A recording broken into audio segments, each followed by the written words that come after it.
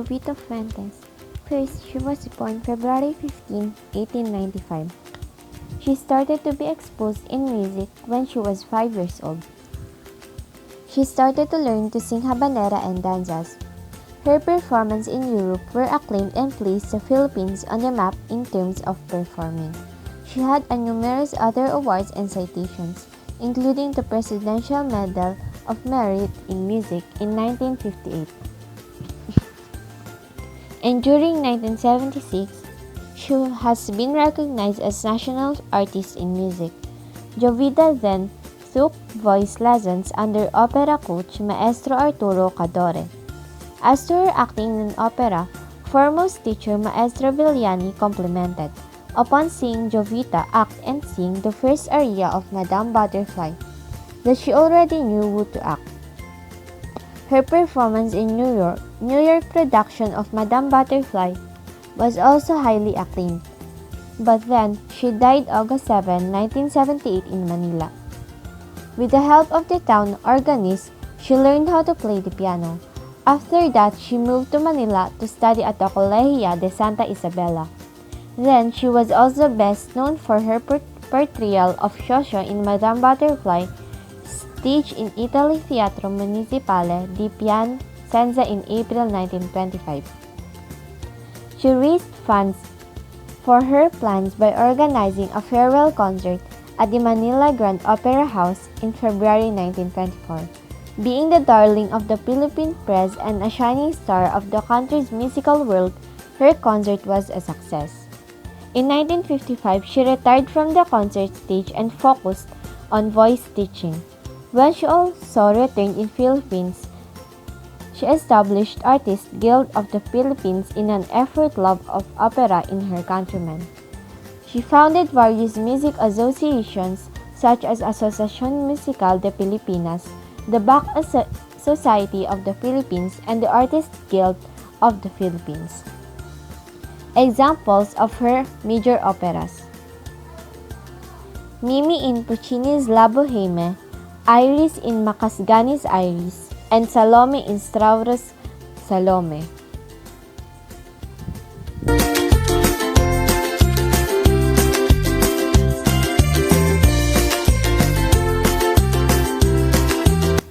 Next is Jose Maceda. He was born on January 31, 1917. He became a national artist for music on 1997, and then he also became a professor emeritus in UP and a specialist in both Indonesian and Filipino music. Before he sent to Paris, France, to study piano, he graduated first with a music diploma at the Academy of Music in Manila in 1935. In Columbia University, he also studied there musicology. Then in Northwestern University, he studied anthropology, while in University of California, he studied ethnomusicology. He also taught piano and ethnomusicology at the UP College of Manila during 1952 to 1990. But then, he died May 5, 2004 at the age of 87. He wrote papers about the nature of Philippines traditional and ethnic music that inspired the Filipino and foreign scholars. He usually performed communal ritual, for example, is Ugma in 1963, Pagsamba in 1968, and Udlot Udlot in 1975. This was also monuments to his unflagging commitment to the Philippines. He conducted researches and field work to explore Filipino traditional music and to understand the nature of Philippine ethnic and traditional music. Here are some major works of Jose Maceda: Agungan, Kubing, Pagsamba, Ugnayan, Ading, Aroding, Siyasid, and Suling-Suling.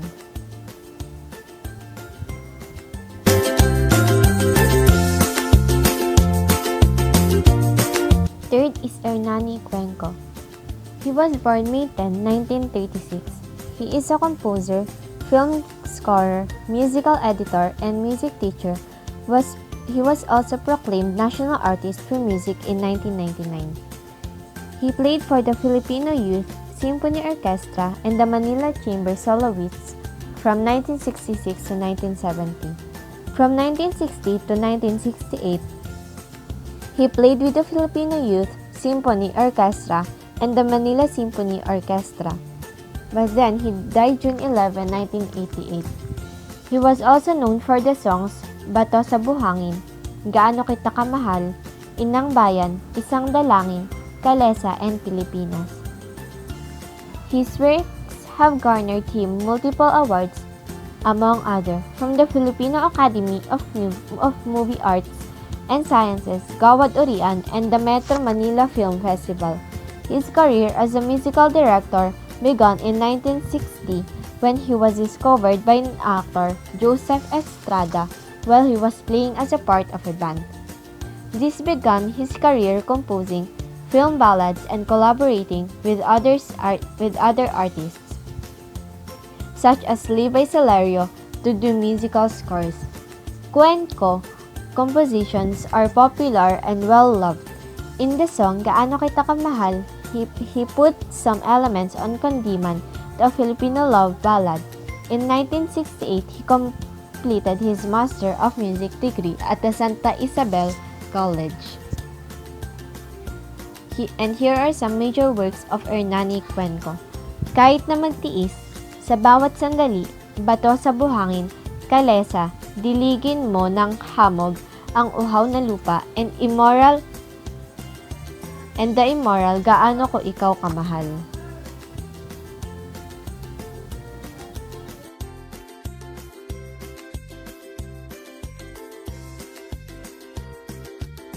And the fourth one is Francisco Feliciano. He was born February 19, 1941. He was known for the use of modal scales in his operas and orchestra's work. He was also able to fuse indigenous music in his compositions. He was given membership to the Order of National Artists of Music. He is considered one of the Philippines' most important composers and was one of Asia's leading composers in liturgical music. Then he died September 19, 2014. Some of the best choirs in the country, including the Philippine Madrigal Singers, USA Singers, and Novo Concertante Manila, sang some of his choral compositions. His work has been performed at choral festivals in Europe and the United States. He was given the John D. Rockefeller Award for Music Composition in 1977. These choral groups won awards in international choral competitions for this. He was elected as member of honor of the Asian Composers League, which he led as chair in 1994 to 1997. And here are some of his major works: La Loba Negra, Pokpok Alimpako, The Ballet Yerma, Sikay sa Kabila ng Paalam, Jose Abad Santos, and Ashen Wings.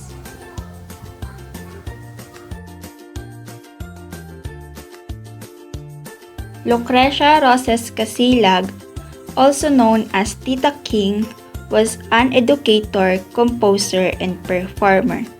She was known for fusing Filipino ethnic music with Western musical influences. She was also known for incorporating Filipino indigenous musical instruments in orchestral works. She has over 250 compositions. A leader in music education, she is considered as the First Lady of Philippine music. She served as the President of the Cultural Center of the Philippines for over 17 years. Antonio J. Molina is an educator and musician. Molina was known for introducing the pentatonic scale, whole tone scale, linear counterpoints, and the use of dominant 9s and 11 chords in Philippine music. His popular composition is a serenade for solo violin and piano entitled Hating Gabi.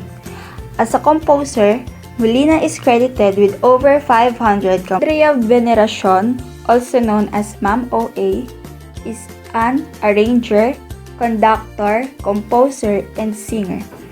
She was the founder of the world-renowned University of the Philippines Madrigal Singers, which is the first choir in the world to win the European Grand Prix for choral singing twice. Veneracion is also recognized as an important authority in the development of the Philippine choral music. She also established music education and exposure programs to reach out to some provinces. Ramon P. Santos is a Filipino composer, musicologist, and ethnomusicologist who was made a Chevalier de l'Ordre des Arts et Lettres in 1987. He helped advocating modern Philippine music that is still based on early Asian practices and way of life. He has been instrumental in responding a modern Philippine music rooted in ancient practices and concept of life in Asian society. Antonino Buenaventura was born on May 4, 1904 and named National Artist for Music in 1988. He led the Philippine Constabulary Band, later the Philippine Army Band, for 16 years. He also became the director of the Conservatory of Music of the University of Santo Tomas in 1964. He organized the School of Music and Arts of the University of the East. Buenaventura later died on January 25, 1996. His musical abilities developed further when he entered the University of the Philippines Conservatory of Music at the age of 19. During his stay at UP, he led the UP ROTC Band and established the UP Junior Orchestra, the first collegiate orchestra in the country. Esteemed Filipino musician Nicanor Abelardo and Francisco Santiago were among his mentors. After graduating from UP in 1932 with a teacher's diploma, major in science and composition, he pursued further studies at the Institute of Internal Education in New York.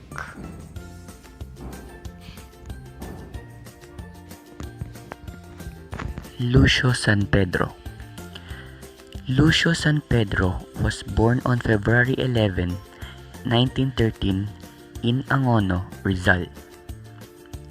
Since his elementary days, he started composing. He studied the banjo, which inspired him to become a serious musician. He later pursued his music degree at the University of the Philippines and the Juilliard School in New York, USA. He became a professor of theory and composition at the University of the Philippines College of Music. Lucio San Pedro was known as a romantic nationalist. He incorporated Philippine folk elements in his compositions with Western forms and harmony. His orchestral compositions are best represented with Suite Pastoral, 1956, a poetic oral description of his hometown Angono, and his nationalistic symphonic poem, Lahing Kayong Manggi, 1962. His works for the symphonic band was where he was most prolific and productive, both as composer and conductor. He was declared National Artist for Music in 1991 and passed away on March 31, 2002.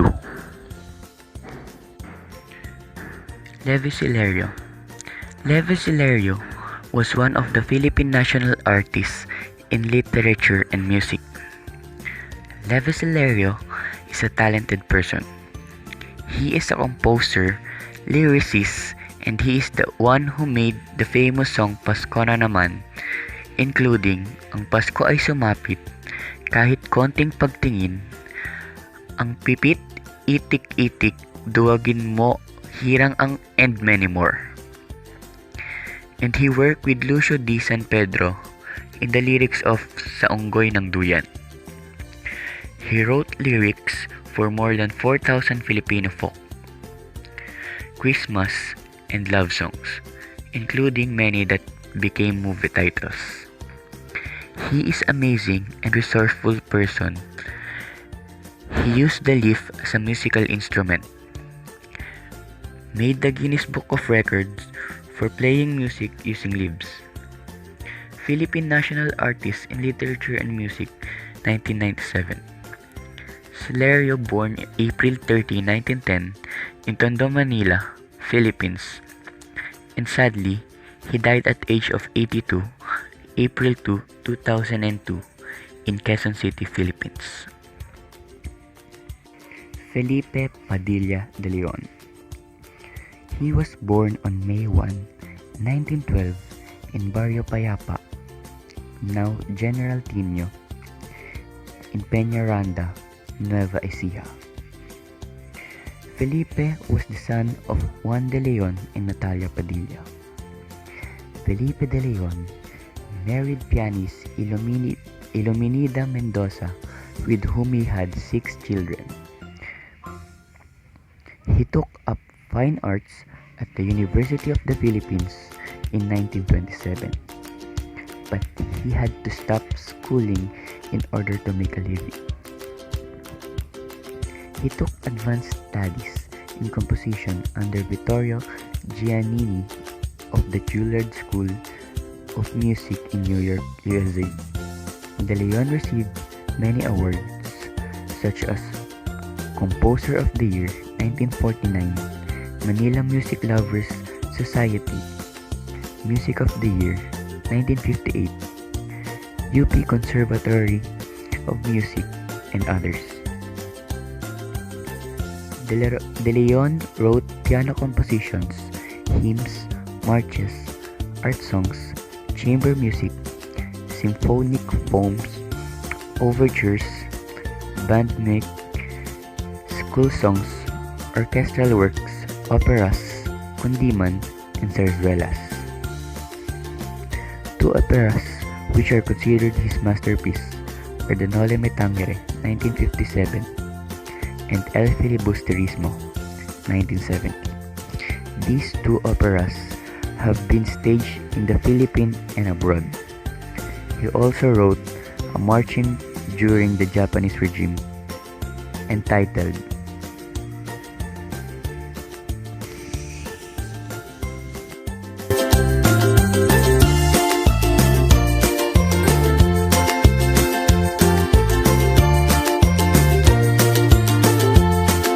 Francisca Reyes Aquino was a Filipino folk dancer and academic noted for research on Philippine folk dance. She is a recipient of the Republic Award of Merit and the Ramon Magsaysay Award and is a designated National Artist of the Philippines for dance. Among Reyes Aquino's most noted works is her research on folk dances and songs as a student assistant at the University of the Philippines. Pursuing her graduate studies, she started her work in the 1921, traveling to remote barrios in central and northern Luzon. Leonor Orasa Cuenco, National Artist of Dance. Kilala siya bilang Mother of the Philippines Theater Dance, isa rin siyang director, dancer, at iba pa. Pagkatapos ng World War II, she organized the Philippines Ballet and famous Filipino novel. Halimbawa nito ay Noli Me Tangere ni Dr. Jose Rizal. She also combined folkloric and Asian-style ballet in the Philippines. Ang halimbawa ng award na nakuha niya is Patnubay ng Sining at Kalinangan Award at iba pa. May 2 siyang sikat na o famous work or dance, Noli Dance Suit and Maria Clara at iba pa. Ramon Nobusan, National Artist of Dance. Isa siyang dancer artistic director at iba pa. Ubusan show deep meaning of Filipino culture o katutubong sayaw. Gusto niyang ipakita ang ibig sabihin o malalim na ibig sabihin ng Filipino culture o katutubong sayaw sa atin. Hindi lang sa atin, kundi sa ibang tao pa or ibang lahi. He also promote it to other countries to show the beautiful culture of us. Filipino culture help us to understand the meaning of it using the dimension of art of dance. Lucrecia Reyes Ortula, national artist for dance. Reyes Ortula was dance director of the Bayanihan Philippines Dance Company that showed different Philippines folk and ethnic dance, pageant, and festival. She also a researcher and educator. She studied Philippine folk and ethnic dance for almost 4 decades. Kapag may tour sila sa American, Europe, Asia, Australia, and Africa, pinapakita nila yung culture ng mga Pilipino or lumalaban sila. May dalawang famous dance si Reyes Ortula. Singkil, Maranao Epic Poem, and Vinta, a dance honoring Filipino, and more.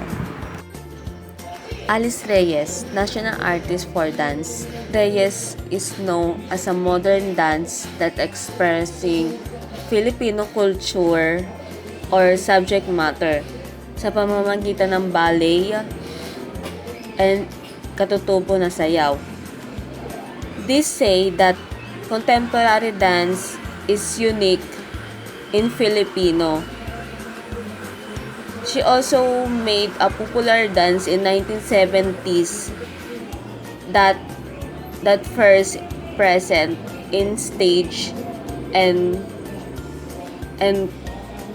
theater. Dance stage siya. May dalawa siyang famous work, ang Ramahari, 1980s, and Bayanihan Remembered, 1987.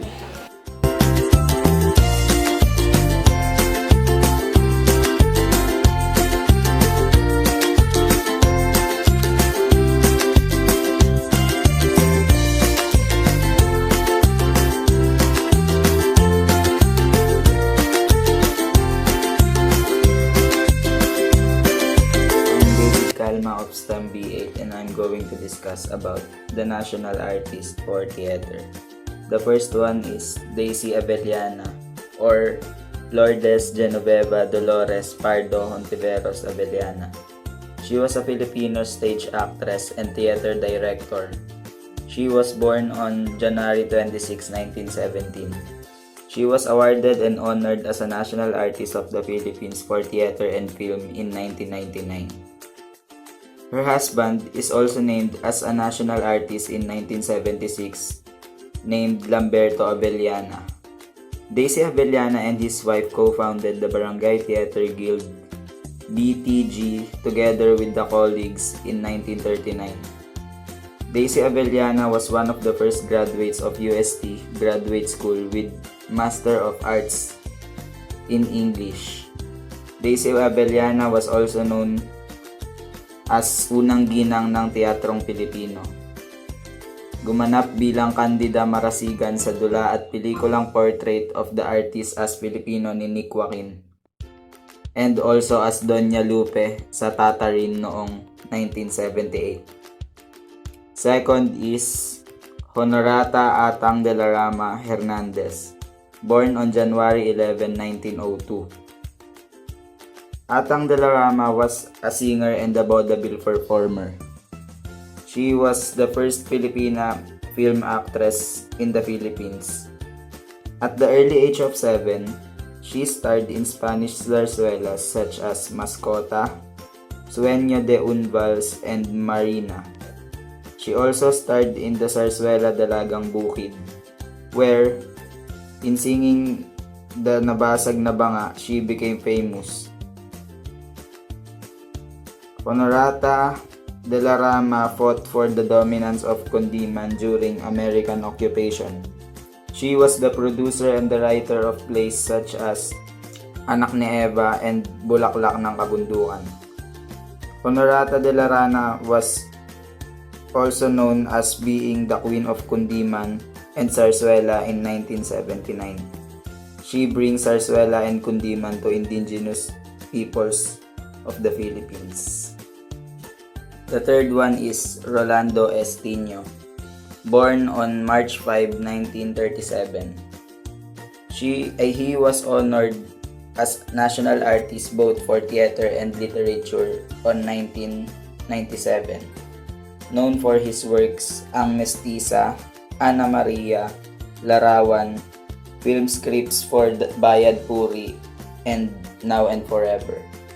Rolando Estino was a Filipino writer and actor and also a Filipino poet. Salvador F. Bernal began his career in 1969. His output included over 300 productions in art, film, and music. He harnessed the design potential of inexpensive local materials, pioneering or maximizing the use of bamboo, raw abaca fiber, hemp twine, rattan chain links, and gauze catcha. He also organized the Philippine Association of Theater Designers and Technicians and the CCP Production Design Center. He was also instrumental in promoting Philippine theater through the PATDAT and the Philippine Center of the International Organization of Scenographers, Theater Architects, and Technicians. He won National Artist for Theater and Design in 2003. His works include fish skeleton-inspired stage design for the zarzuela entitled Sa Bunganga ng Pating, and the undulating set design for the musical entitled Lapu-Lapu. Wilfrido Maguerero was a Filipino playwright, director, teacher, and theater artist. Guerrero wrote well over 100 plays, 41 of which have been published. His unpublished plays have either been broadcasted over the radio or staged in various parts of the Philippines. He served as a director of UP Dramatic Club for 16 years since 1947. He founded the UP Mobile Theater, which started the concept of Theater Campus Tour. The UP Mobile Theater had around 2,500 performances within 19 years. Through the UP Mobile Theater, Guerrero brought theater to the countryside. Because of this, audience members and students were exposed to the basics in acting through Guerrero's plays, which reflects Filipino behavior in a humorous way. Guerrero received 3 national awards: the Rizal Pro Patria Award in 1961, the Araw ng Maynila Award in 1969, and the Republic Cultural Heritage Award in 1972. The UP Mobile Theater received 2 awards when he was director: the Citizens Council for Mass Media Trophy in 1966 and the Balagtas Award in 1969. And in 1997, Guerrero was distinguished as a national artist for Philippine theater. His works include Frustration in 1944 and Condemned. Severino Montano is considered as one of the titans of Philippine theater. He was a playwright, director, actor, and theater organizer with an output of 1 novel, 150 poems, and 50 plays in a 65-year lifetime. He organized the Arena Theater while serving as a Dean of Instruction of the Philippine Normal College. He also established a graduate program in the same institution to train directors, playwrights, technicians, designers, and actors. He also organized the Arena Theater Playwright Contest, which became the initial ground for playwrights to showcase their talent in writing. Through the foundation of the Arena Theater, Montano institutionalized legitimate theater in the Philippines. His awards include the Kalinangan Award from the City of Manila in 1968, the Presidential Award for Merit in Drama and Theater in 1961, the Citizens Committee for Mass Media Award in 1967 and 1968, the Pulinawin Award in 1981, and the National Artist Award in 2001. The last two awards were given. His published works include The Love of Leonor Rivera and My Morning Star.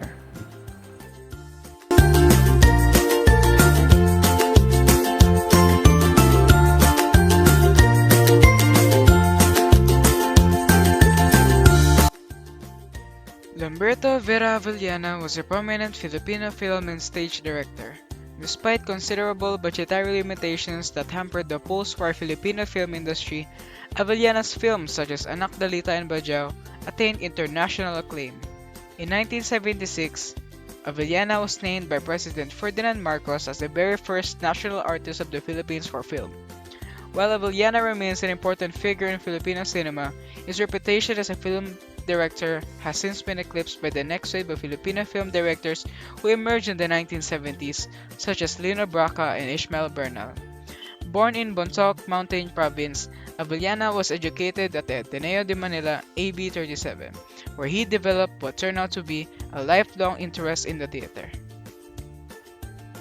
Avellana directed more than 70 films in a career that spanned 6 decades.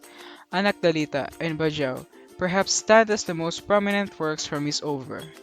Anak Dalita, which was named Best Film at the 1956 Asia Pacific Film Festival, was a realistic portrayal of poverty-stricken Filipinos coping with the aftermath of World War II. Bajau was a love story among the sea-dwelling Bajaus, an indigenous Filipino people hailing from Mindanao. Manuel Conde, born Manuel Urbano in Daet, Camarines Norte, was a Filipino actor, director, and producer. As an actor, he also used the screen name Juan Urbano during the 1930s aside from his more popular screen name. His first film was Mahiwagang Biolin in 1935. He made almost 3 dozen films under LVN Pictures as a contract star. He later put up his own movie company, Manuel Conde Pictures, in 1947, which produced classic films, notably the One Tamad series. Other movies Conde produced, directed, and starred were Vende Cristo, Príncipe Paris, Cruz na Kawayan, Siete Infantes de Lara, and its remake in 1973, Molave, and the internationally acclaimed Genghis Khan. Genghis Khan was the first Filipino film to be acclaimed at an international film festival in Venice in 1952. His One Tamad Goes to Congress is considered the best Filipino satire ever filmed. Manuel Conde died in 1985. He was honored posthumously in 2006 the Presidential Medal of Merit for Films by President Gloria Macapagal-Arroyo for his contribution to culture and the arts. On December 26, 2007, the Film Academy of the Philippines, FAP, announced the winners of the 25th anniversary presentation of the Luna Award before the actual awards night at the Club Filipino, San Juan City on December 27. The Lamberto Avellana Memorial Award will be awarded posthumously to Manuel Conde and Vic Silayan. Edgar Cinco Romero was a Filipino film director, film producer, and screenwriter. Romero was born on July 7, 1924. He studied at Silliman University. Romero was named National Artist of the Philippines in 2003, and his body of work delved into the history and politics of this country. His 1976 film, Ganito Kami Noon, Paano Kayo Ngayon? Set at the turn of the 20th century during the revolution against the Spaniards and later the American colonizers, follows a naive peasant through his leap of faith to become a member of an imagined community. Aguila situated the family story against the backdrop of Filipino history, while Kamakalawa explored the folklore of the prehistoric Philippines. Banta ng Kahapon, his small political film, was set against the turmoil of the late 1960s, tracing the connection of the underworld to the corrupt halls of politics. His 13-part series, Noli Me Tangere, brought Philippine national hero Lino Broca. Catalino Lino Ortiz Broca is recognized for his films which explores the lives of people in the marginalized sectors.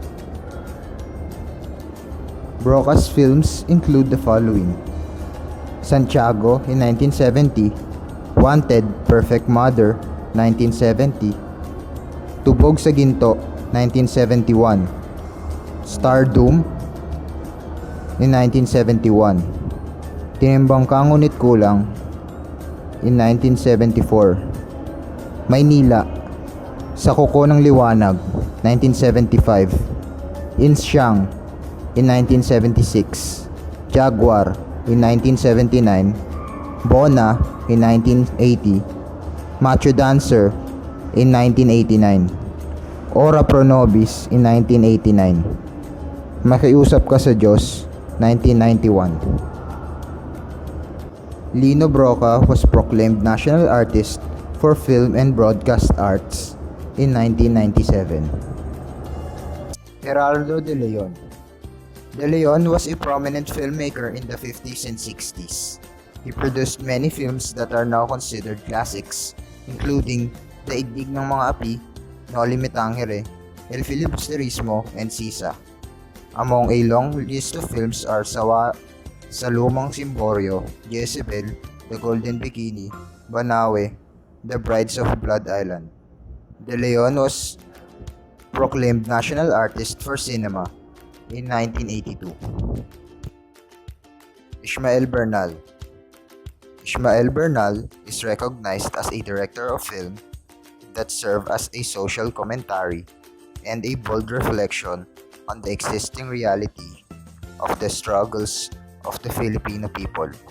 Among his notable films are Pahiram ng Isang Umaga in 1989, Broken Marriage in 1983, Himala in 1982, City After Dark in 1980, and Nunal sa Tubig in 1976.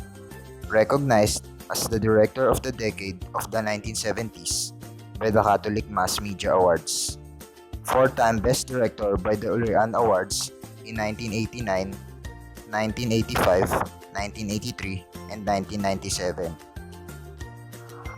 Given the ASEAN Cultural Awards in Communication Arts in 1993. Ronald Allen K. Poe, also known as Fernando Poe Jr., was a cultural icon of tremendous audience impact.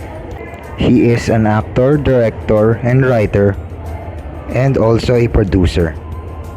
The image of the underdog was projected in his films such as Apollo Robles in 1961, Batang Maynila 1962, Mga Alabok sa Lupa 1967, Batang Matador at Ang Batang Estibador 1969, Ako Ang Katarungan in 1974, Tatak ng Alipin 1975, Totoy Bato 1977, Asidillo 1981, Partida 1985, and Ang Probinsyano in 1996.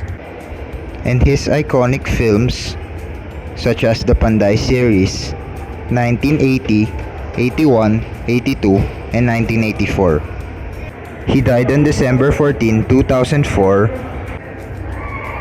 and was proclaimed National Artist for Cinema in 2006 shortly after.